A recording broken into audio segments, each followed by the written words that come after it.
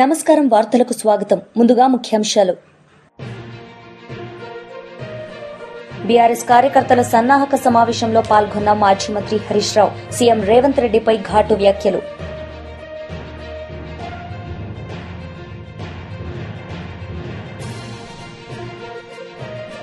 TTD మాజీ chairman Bhumana Karunakar Reddy media సమావేశం, పలు అంశాలపై వివరణ. బీజేపీ నిజామాబాద్ మాజీ ఎమ్మెల్యే ఎండల లక్ష్మీనారాయణ మీడియా సమావేశం నిర్వహించారు. ఈ సందర్భంగా ఆయన మాట్లాడారు.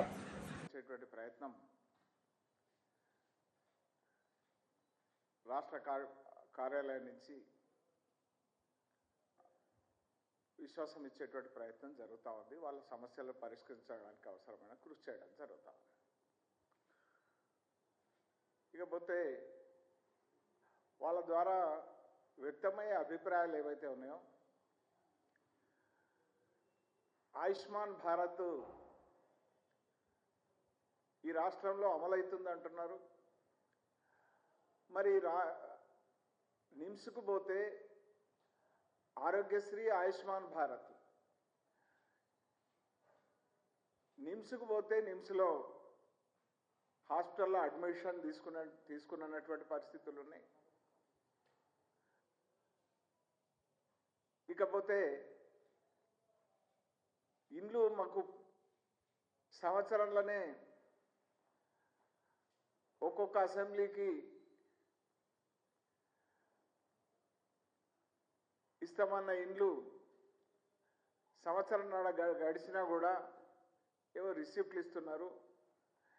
ఇవి ఎలక్షన్ల కోసం ఇస్తున్నారా, నిజంగా మాకు ఇండ్లు ఇస్తారా అనేటువంటి అనుమానాలు వ్యక్తం చేస్తున్న పరిస్థితి. సన్నబియ్యం అని చెప్పి మా ఇళ్లలో వచ్చి భోజనాలు చేసారు. మంత్రులు అక్కడక్కడ భోజనాలు చేశారు. మేము కొందరం పేపర్లలో చూసినాం. రేషన్ దుకాణాలలో చూస్తేనేమో వాళ్ళు ఇచ్చిన చిట్టి ఇవ్వకుంటే బల్మీట్కి అడిగి తీసుకుంటే ఆ చిట్టి మీద కుల్ల ఉన్నది. మాకు తలకు 6 కిలోలు వస్తే అందులో 5 కిలోలు కేంద్రమే ఇస్తున్నది. 41 రూపాయలు 73 పైసల కిలోకు కేంద్రం భరిస్తున్నది అని వాళ్ళు చెప్తా ఉన్నారు. 6 కిలోలలో 5 కిలోలు సన్న బియ్యానికి కేంద్రం భరిస్తుంటే మంత్రులు పోయి రేషన్ దుకాణాలలో చక్కగా వస్తున్నా లేదా చూడాలా కానీ గరీబోళ్ళ ఇళ్లలో పోయి అన్నం తిని ఈ సన్న బియ్యం మేమే ఇచ్చినామని సన్నాయి నొక్కుడు, ఇది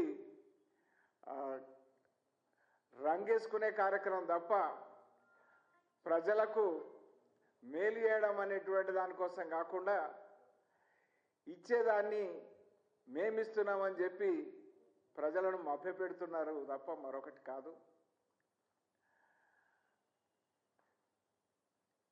వాళ్ళు వచ్చిన వాళ్ళు అడుగుతూ ఉన్నారు, ఇంకా సార్ ఏడని ఇస్తున్నారా సార్, ఇంకా 3,000 ఇస్తామన్నారు కదా, మా పొల్లగాడికి 32 ఇండ్లు వచ్చినాయి,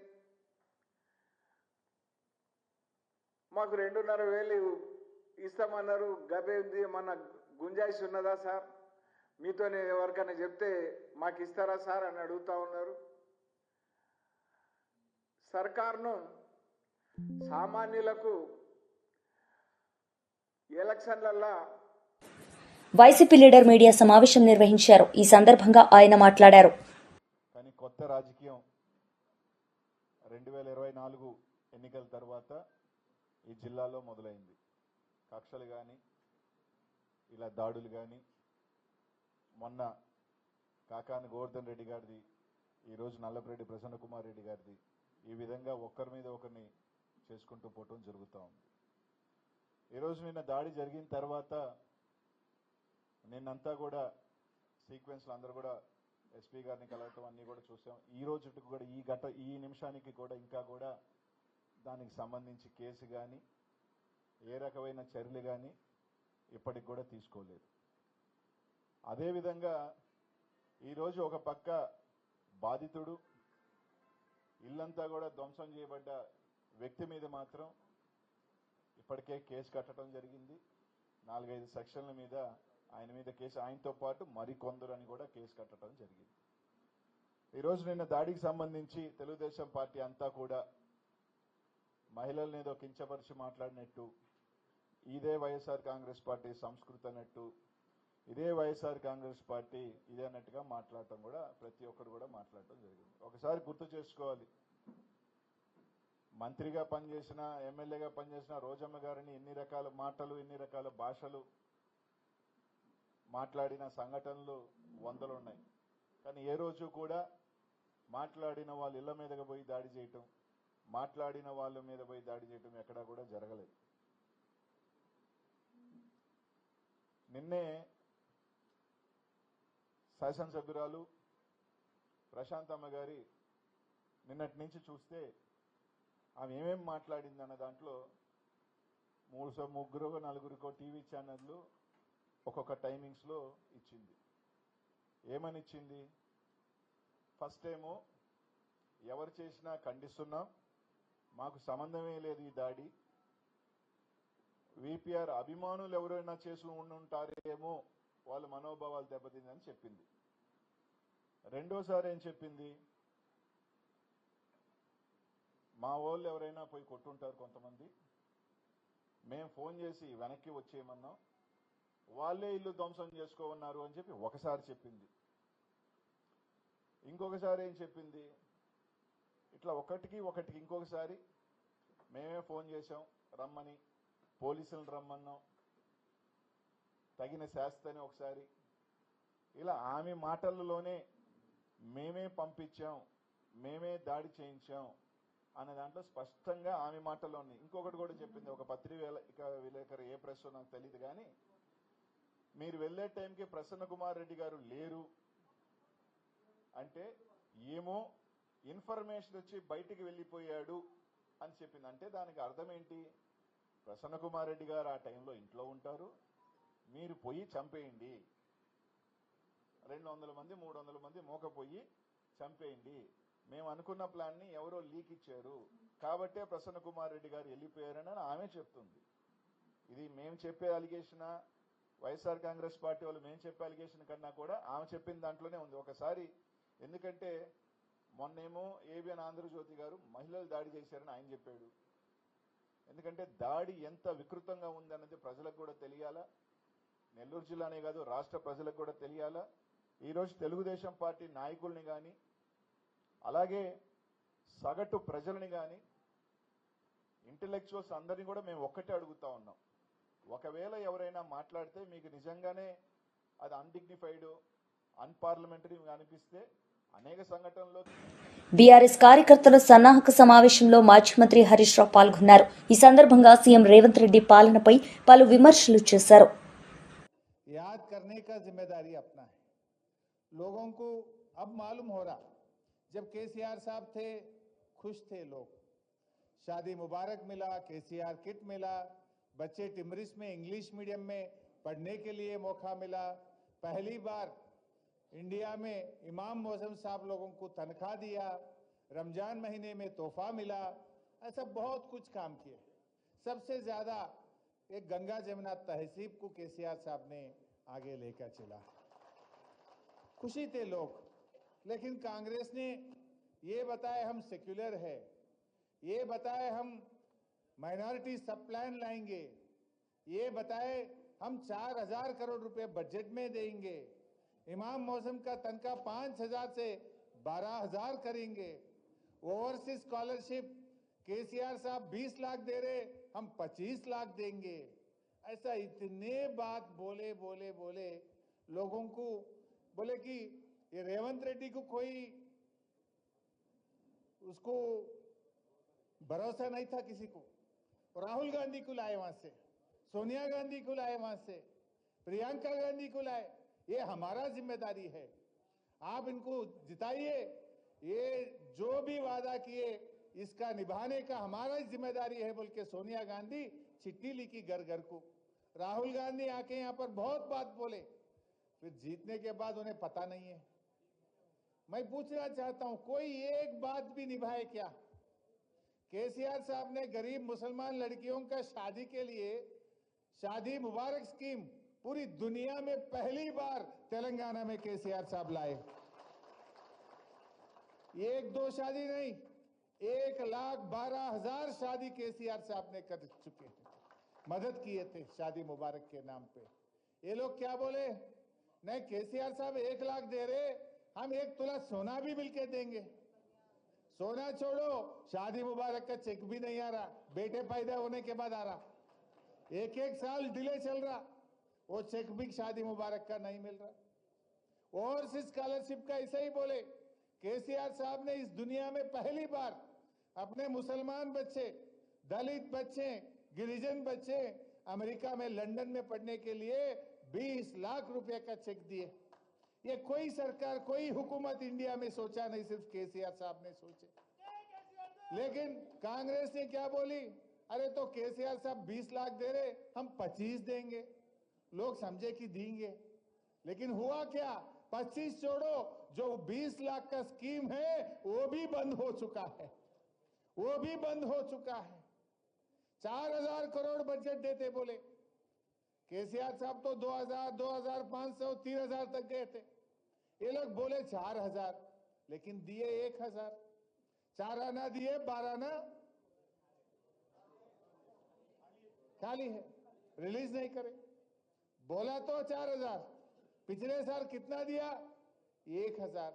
वो 1,000 भी किसके लिए मिले मालूम है, टिमरिज के जो स्कूल था वहां की तनख्वाह बच्चों के खाने के लिए दिया, और कोई स्कीम में 1 रुपया भी नहीं दिया। अरे रमजान का तोहफा भी बंद हो गया, केसीआर किट बंद हो गया, बच्चों का फीस रिएम्बर्समेंट बंद हो गया, ओवरसीज स्कॉलरशिप स्कीम खत्म हो गया, इमाम मौसम साहब लोगों का तनख्वाह भी रिलीज नहीं हो रहा। वो भी बीआरएस आवाज उठने से क्या हो गया, रमजान के महीना हो गया, कब देते सैलरी बोल के बीआरएस ने आवाज उठाए, तो जब 4-4 महीने 5 माह ఎంపీ రఘునందన్ రావు మీడియా సమావేశం నిర్వహించారు. ఈ సందర్భంగా ఆయన మాట్లాడారు. తెలంగాణ సమాజం అర్థం చేసుకోవాలని చెప్పి ఈ సందర్భంగా నేను తెలంగాణ సమాజానికి అప్పీల్ చేస్తా ఉన్నా. గతంలో కూడా ఇట్లాంటి నాటకాలు టీఆర్ఎస్ అధికారంలో ఉన్నప్పుడు జరిగినాయి. ప్రజా సమస్యల్ని చర్చించేందుకు వేదిక శాసనసభ ఉంటుంది, లేదా పార్లమెంట్ ఉంటుంది. పాపం టీఆర్ఎస్ వాళ్ళకి పార్లమెంట్లో, లోక్సభలో ప్రాతినిధ్యం లేదు. అది మా మెదక్ పార్లమెంట్ ప్రజల యొక్క ఘన విజయం, గర్వంగా భావించాల్సినటువంటి అంశం. దుబ్బాకలో మొదలుపెట్టినం టీఆర్ఎస్ పార్టీ అహంకారానికి ఒక చరమగీతం పాడేటువంటి కార్యక్రమాన్ని దుబ్బాక శాసనసభ నియోజకవర్గంలో భారతీయ జనతా పార్టీ కార్యకర్తలు మొదలు పెడితే, మెదక్ పార్లమెంటు నియోజకవర్గంలో పరిపూర్ణంగా వారికి ఓటమినిస్తూ గజ్వేల్, సిద్దిపేట లాంటి మా ఇల్లు మా నియోజకవర్గం అని చెప్పి విర్రవీగేటువంటి ప్రాంతంలో మెదక్ పార్లమెంట్ సభ్యునిగా నన్ను గెలిపించి ప్రజలు కాంగ్రెస్ టీఆర్ఎస్లు ఆడుతున్నటువంటి నయా నాటకానికి ఒక ఫుల్ స్టాప్ పెట్టినాయి. స్థానిక ఎన్నికలు రాబోతున్నాయనేటువంటి ప్రస్తుత తరుణంలో మీడియాలో స్పేస్ కోసం, భారతీయ జనతా పార్టీని ఇబ్బంది పెట్టేటువంటి కార్యక్రమాల కోసం రకరకాలైనటువంటి కుట్రల్ని అటు టీఆర్ఎస్ ఇటు కాంగ్రెస్ పార్టీలు చేస్తూ ఉన్నాయి. కానీ భారతీయ జనతా పార్టీ కార్యకర్తల ధైర్యం ముందు, భారతీయ జనతా పార్టీ కార్యకర్తల యొక్క లక్ష్యం ముందు ఇతర ఏ రాజకీయ పార్టీలు కూడా నిలబడవని చెప్పడానికి నిదర్శనం మెదక్ పార్లమెంట్ నియోజకవర్గం యొక్క గెలుపు. అట్లానే ఈరోజు గజ్వేల్లో సుదీర్ఘ రాజకీయ అనుభవం కలిగి చాలా కాలం పాటు గజ్వేల్ రాజకీయాల్ని ప్రభావితం చేసినటువంటి పెద్దలు, మాజీ మున్సిపల్ చైర్మన్ గౌరవనీయులు భాస్కర్ గారు మరియు వారి మిత్ర బృందం అందరూ కూడా ఈరోజు పార్టీలో చేరడానికి రావడం జరిగింది. వారందరికీ కూడా సాదరపూర్వకమైనటువంటి స్వాగతం తెలియజేస్తా ఉన్నా. మీరు వచ్చి కూర్చోండి భాస్కర్ అన్న, తర్వాత వేస్తారు. నేను లోకల్ బాడీస్ రాబోతున్నటువంటి ఈ తరుణంలో రాష్ట్ర ప్రజలకు చేసేటువంటి అప్పీల్ ఒకటే.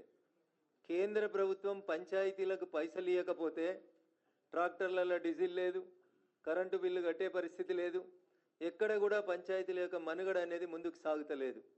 దాదాపు 7 ఏడాది కాలం నుంచి కాంగ్రెస్ పార్టీ ఈ రాష్ట్రంలో అనేక అవకతవకలకి పాల్పడుతూ తిమ్మిరి బంబించేసి అక్కడి పైసలు ఇక్కడ, ఇక్కడి పైసలు అక్కడ తిప్పి ఏదో ఒక రకంగా అధికారాన్ని నిలబెట్టేందుకు చేసుకునేటువంటి ప్రయత్నంలో భాగంగానే మొన్న ఏదో రైతు భరోసా వేసి ఎన్నికలకు పోదామని చెప్పి ఏదో ప్రయత్నం చేస్తూ ఉన్నారు తప్ప ఇంకొకటి కాదు. ఉనికి కోసం, అడ్రస్ కోసం టీఆర్ఎస్ రకరకాలైనటువంటి ప్రయత్నాలను చేస్తూ ఉంది. దాంట్లో భాగంగానే నిన్న కేటీఆర్ గారు ఆడినటువంటి నయా డ్రామా. ఆయన ముఖ్యమంత్రి ఢిల్లీకి పోయినని తెలిసి కూడా ఈయన పోయి ఆడ కుర్చేసుకొని కూర్చొని ఏదో మౌన ముని లెక్క ఓ వ్రతం పాటిస్తూ ఉన్నాడు. నిజంగా కూడా కాంగ్రెస్ టీఆర్ఎస్ పార్టీకి పంచాయతీల పట్ల, పెండింగ్ బిల్లుల పట్ల, జిహెచ్ఎంసీ పనుల పట్ల, పేద ప్రజల యొక్క ఆకలి పట్ల, రావాల్సినటువంటి రేషన్ కార్డుల పట్ల, కాంగ్రెస్ పార్టీ వాళ్ళకే ఇస్తున్న ఇందిరమ్మల ఇళ్ల పట్ల నిజంగా చర్చ జరపాలని చిత్తశుద్ధి ఉంటే వెంటనే రాష్ట్ర శాసనసభను ప్రారంభించాలి, శాసనసభని ఏర్పాటు చేసి అక్కడ సమస్యల మీద చర్చ చేసుకోవాలి. కానీ ప్రెస్ క్లబ్లు ఇతర ఏరియాలలో ఇట్లాంటి చర్చలు చేసుకొని ప్రజలని మభ్యపెట్టేటువంటి కార్యక్రమం చేయొద్దని చెప్పి రెండు పార్టీలకు కూడా హితవు పలుకుతూ, మెదక్ జిల్లా భారతీయ జనతా పార్టీ కంచుకోటగా మారుతుంది.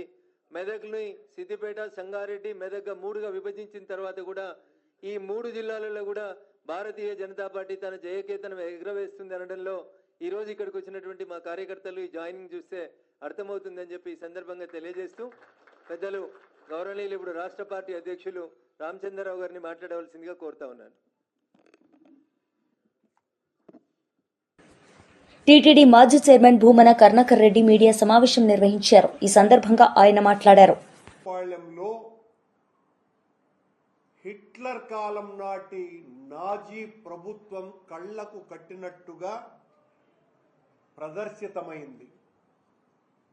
ఎన్ని రకాలైనటువంటి అణిచివేతలు, ఎంత దారుణమైనటువంటి ఒత్తిళ్లు, ఎక్కడ ఏ ఒక్కరిని కూడా మామిడి రైతులని జగన్ గారిని చూడడానికి వీలే లేదు అని కట్టడి చేసి నిన్న సాక్షాత్తు ఎస్పీ గారే ఆ చిత్తూరు ఎస్పీ పత్రికా సమావేశం ఏర్పాటు చేసి మీరు ఎవరైనా వస్తే గుంపులుగా మీ మీద రౌడీ షీట్లు తెరుస్తామని ఒక ఎస్పీ స్థాయి అధికారి తనకు లేనటువంటి అధికారపు మాటల్ని మాట్లాడటం, ఇది తీవ్రమైనటువంటి అభ్యంతరకరమైన విషయం.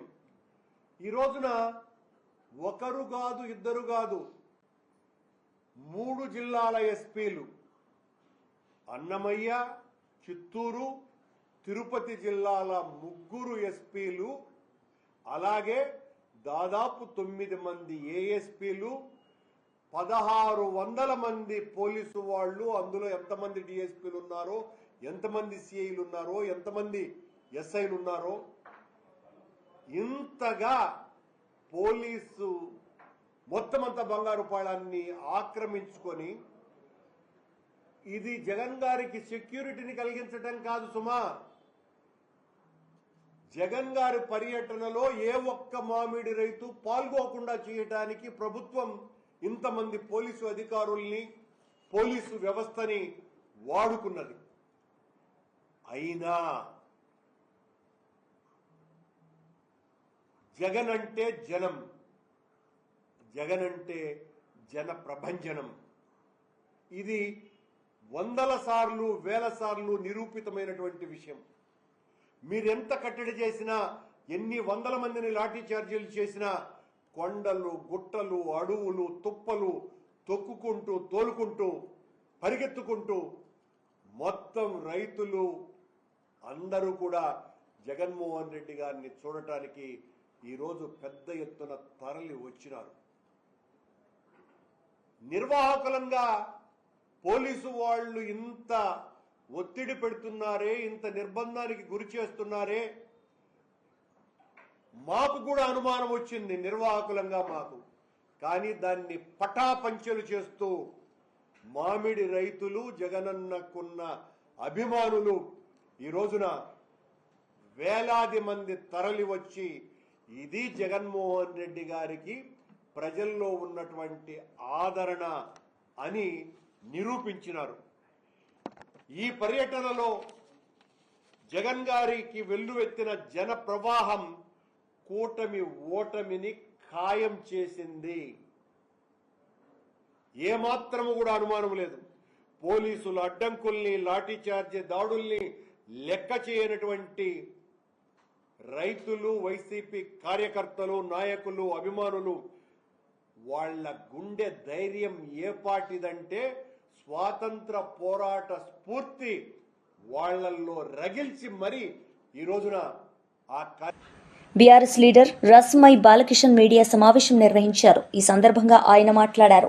అసభ్యకరమైనటువంటి పాలన దేనికోసం మాకు అందుకే ప్రజలు కూడా అర్థం చేసుకుంటా ఉన్నారు.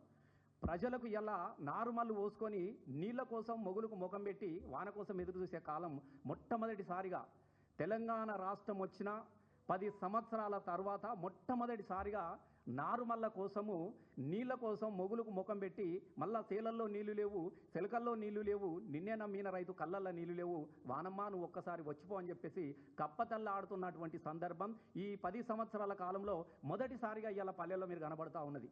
చాలామంది నాట్లేయడానికి లేదు.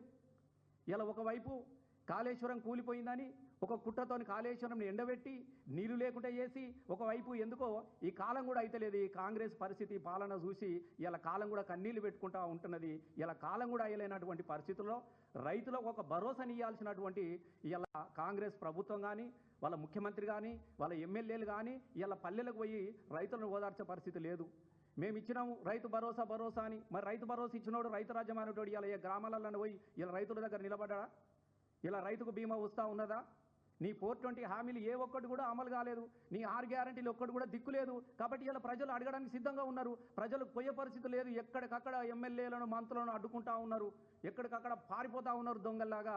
ఇలా ప్రశ్నలు ఎక్కడైతే ప్రజలు మాట్లాడతారో అని చెప్పేసి ఇలా ఒకవైపు మేము ఇది ఇచ్చినాం అది ఇచ్చినామని చెప్పేసి ఇలా ఈ సబ్జెక్టును అంతా కూడా ప్రజలు ఏదైతే అనుకుంటారో దాన్ని డైవర్ట్ చేయడానికి కోసము వ్యక్తిగతమైనటువంటి దూషణలకు ఇలా కేసీఆర్ గారి మీద వ్యక్తిగత దూషణలకు పాల్పడ్డటువంటి కాంగ్రెస్ నాయకులను నేను సూటిగా అడుగుతా ఉన్నా. చాతగానోడు మాత్రమే వ్యక్తిగతంగా మాట్లాడతాడు, చాతనైనోడు మాత్రం పాలన గురించి మాట్లాడుతూ ఉంటాడు. ఎస్, మీకు దమ్ముంటే నువ్వు చేసిన సంక్షేమ పథకాల గురించి మాట్లాడండి. ఏం చేసిరా మీరు? 18 నెలలనే ప్రాజెక్టు కట్టినవా? ఏమన్నా డాంబర్ రోడ్ వేసినవా? ఏమన్నా బిల్డింగ్ కట్టినవా? అసలు మీరు ఏం చేసిరే చెప్పుర్రి. కేసీఆర్ కొనసాగి తీసుకొచ్చినటువంటి సంక్షేమ పథకాలను కూడా అమలు చేయలేనటువంటి నిస్సహాయ స్థితిలో ఉండి పేర్లు మార్చుకుంటా ఊర్ల పేర్లు మార్చుకుంటా బతుకుతున్నారు తప్ప మీరు ఏ ఒక్కటి అమలు చేసిరని చెప్పేసి మేము అడుగుతా ఉన్నాం. ఇలా మాట మాట్లాడితే చాలు, ఓ మేము ఇందిరమ్మ ఇల్లు ఇచ్చినాం, మేము ఇందిరమ్మ ఏడిచ్చిరా నాయన. ఇందిరమ్మ ఇళ్ళ పేరిట ఇసుకద్దంగా వ్యాపారం నడుపుకుంటా ఉన్నారు కాంగ్రెస్ కార్యకర్తలు. నేను ఇది మీకు చాలా చెప్తా ఉన్నా. ఇందిరమ్మ ఇళ్ళ పేరిట కాంగ్రెస్ ఇసుక వ్యాపారం చేసుకుంటా ఉన్నది. ఎక్కడ ఇచ్చారు? ఇలా నేను ఎందుకు ఈ విషయాన్ని మాట్లాడుతున్నా అంటే ఇవన్నీ మాట్లాడుతూ ఉంటే ప్రజల వైపు నిలబడి ఒక ప్రతిపక్ష స్థానాన్ని కూడా చాలా గర్వంగా స్వీకరించినటువంటి వ్యక్తి ఇలా కేటీఆర్ గారు కావచ్చు, కేసీఆర్ గారు కావచ్చు, బీఆర్ఎస్ పార్టీ. ఎస్, మేము 14 సంవత్సరాలు ప్రజల తరపున కొట్లాడిన అధికార పార్టీతోని ఇలా ప్రభుత్వం వచ్చిన 10 సంవత్సరాల తర్వాత కూడా ప్రజల వైపు నుంచి మేము కొట్లాడుతున్నామని చెప్తున్నారు. ప్రజల వైపు నుంచి కొట్లాడే పద్ధతి అనేది బీఆర్ఎస్ పార్టీకి ఇలా ఏం కొత్త ఏం కాదు. నేను ఎందుకు ఈ విషయాన్ని గుర్తు చేస్తున్నా అంటే అట్లాంటి వ్యక్తులను పట్టుకొని కేటీఆర్ను పట్టుకొని అసభ్యకరమైనటువంటి అసలు ఎంత విచిత్రమైనండి. ఏం తెలుసా అండి? కేటీఆర్ అంటాడు కేటీఆర్ అమెరికాలో పోయిండు, ఈ పని చేసుకున్నాడు, మరి పని చేసుకొని బతుకోకుంటే మీలాగా బెదిరించుకొని బతుకమన్నారా? మీలాగా దోపిడీ చేసుకొని బతుకమన్నారా? మీలాగా దొంగతనాలు చేసుకొని బతుకమన్నారా? మీలాగా జేబులు కొట్టుకొని బతుకమన్నారా? అసలు దేనికి బతకాలి? ఒక విద్యార్థి అమెరికాకో ఇలా లండన్కో పోయే విద్యార్థులు తన స్వయంగా కష్టపడుతూ చదువుకొని ఉన్నతమైనటువంటి విద్యను అభ్యసించిండు. తను కష్టపడుతూ కూడా తన తండ్రి ఇక్కడ అప్పటికీ అన్నిసార్లు ఎమ్మెల్యేగా ఉన్నప్పటికీ అన్నిసార్లు మంత్రిగా ఉన్నప్పటికీ తల్లిదండ్రుల మీద ఆధారపడకుండా కేటీఆర్ గారు స్వయంగా అమెరికాకి వెళ్ళి కష్టపడ్డాడు. పని చేసిండు, సూపర్ మార్కెట్లో పనిచేసిండో, ఎట్లా పనిచేసిండో పని చేసుకుంటూ చదువుకొని ఉన్నత విద్యను అభ్యసించి ఆయన ఒక గొప్ప ఉద్యోగాన్ని చేస్తున్నటువంటి సందర్భంలో, గొప్ప ఉద్యోగం మామూలుగా కూడా కాదు, గొప్ప ఉద్యోగం చేస్తున్నటువంటి సందర్భంలో తెలంగాణలో జరుగుతున్నటువంటి ఉద్యమాన్ని చూసి ఆ రోజు అనేక మంది విద్యార్థులు, ఉస్మానియా యూనివర్సిటీ విద్యార్థులు, కాకతీయ యూనివర్సిటీ విద్యార్థులు, నాగార్జున యూనివర్సిటీ విద్యార్థులు, పాలమూరు జిల్లా యూనివర్సిటీ విద్యార్థులు, అనేక మంది విద్యార్థులు తెలంగాణ కోసం కొట్లాడుతూ ఉంటే నేను ఒక్కని మాత్రము నా కోసం నేను బతకాలని అని చెప్పేసి ఉన్నత విద్యను వదిలేసేసి ఉద్యోగాన్ని వదిలేసేసి తెలంగాణ రాష్ట్ర ఉద్యమంలో భాగస్వామ్యుడైనటువంటి వ్యక్తి కదా కేటీఆర్ గారు. ఎలా కేటీఆర్ గారు ఒక స్వయం శక్తి. నేను 100% చెప్తా ఉన్నా. కొంతమంది లుచ్చ మాటలు మాట్లాడే లుచ్చగాళ్లకు తెలియకపోవచ్చు కేటీఆర్ గారి చరిత్ర. నేను చెప్తా ఉన్నా, కేటీఆర్ గారు అమెరికా వదిలేసి దేనికోసం వచ్చినాడు? తెలంగాణ ఉద్యమం కోసం కాదా? తెలంగాణ ఉద్యమంలో నిలబడ్డాడు. 2009లో మొత్తం ఇలా ఏ ఓడైతే మాట్లాడుతూ ఉన్నాడో ఈ లట్గాడు పొట్టుగాడు, ఎన్నడు జనమోకం ఎరగనోడు, ఎన్నడు జనంలో గెలవనోడు, ఎన్నడు జనంలో కనీసం వార్డు మెంబర్ కూడా గెలవనోడు, ఇలా అధికార మదాన్ని చూసుకొని కేటీఆర్ మీద కేటీఆర్ నువ్వు బచ్చగాని. ఎస్, కేటీఆర్ కొంతమంది లుచ్చగాళ్లకు బచ్చగానగా కనబడతాడు. కేటీఆర్ గారు ఉద్యమం నెలబాలుడు. అమెరికా వచ్చి నుంచి కొత్తలో వచ్చినోనే 2009లో మొట్టమొదటిసారిగా ప్రజాక్షేత్రంలో నిలబడి ఒక తెలంగాణ ఉద్యమ బిడ్డగా గెలిచిన వ్యక్తి కదా. ఒకసారి తండ్రి కోసం తండ్రితో గెలవచ్చు అని అనుకున్నప్పుడు ఎన్నిసార్లు రాజీనామా చేసిండు కేటీఆర్ గారు? ఎన్నిసార్లు రాజీనామా చేసి ప్రజాక్షేత్రంలో నిలబడ్డాడు? ఇప్పటి వరకల్లా కేటీఆర్ అనే ఒక వ్యక్తికి కనీసము ఓటమి ఉన్నదే? మీరు చెప్పండి. కేటీఆర్ అనే వ్యక్తి ఇన్నిసార్లు గెలిపే తప్ప ఓటమి లేదు. మరి ఎందుకు ఆ గెలుపు ఉన్నది? ఎస్, ప్రజల కోసం నిలబడ్డాడు కాబట్టి ప్రజలు ఎన్నిసార్లు రాజీనామా చేసినా గెలిపించుకున్నారు. ప్రజలు ఎన్నిసార్లు ఆయన ప్రజల కోసం నిలబడ్డ ప్రతిసారి కూడా ఆయనను గెలిపించుకొని ఇలా ప్రజల వైపు నిలబెట్టుకుంటా ఉన్నారు. అట్లాంటి కేటీఆర్ని పట్టుకొని అరే నువ్వు ఏమన్నా గెలిచినావురా నాయన, నాకు విచిత్రం అనిపిస్తున్నది, నీ ముఖానికి వార్డు మెంబర్గా గెలిచిరా, ఒకరి మీద ఒకటి రెచ్చిపోతా ఉన్నారు. ఒకటి మీ స్థాయి తెలుసుకోవాలి కదా, మీ స్థాయి తెలుసుకొని మాట్లాడాలి కదా. కేటీఆర్ అనేది ఇలా మీరు చూస్తలేరా? ఇలా అన్ని యూనివర్సిటీలు కేసీఆర్ గారిని ఆహ్వానిస్తున్నది. లండన్ యూనివర్సిటీ ఆహ్వానించినది, అమెరికా యూనివర్సిటీ. వార్తలు ముగించే ముందు ముఖ్యాంశాలు మరోసారి. బీఆర్ఎస్ కార్యకర్తల సన్నాహక సమావేశంలో పాల్గొన్న మాజీ మంత్రి హరీష్ రావు. సీఎం రేవంత్ రెడ్డిపై ఘాటు వ్యాఖ్యలు.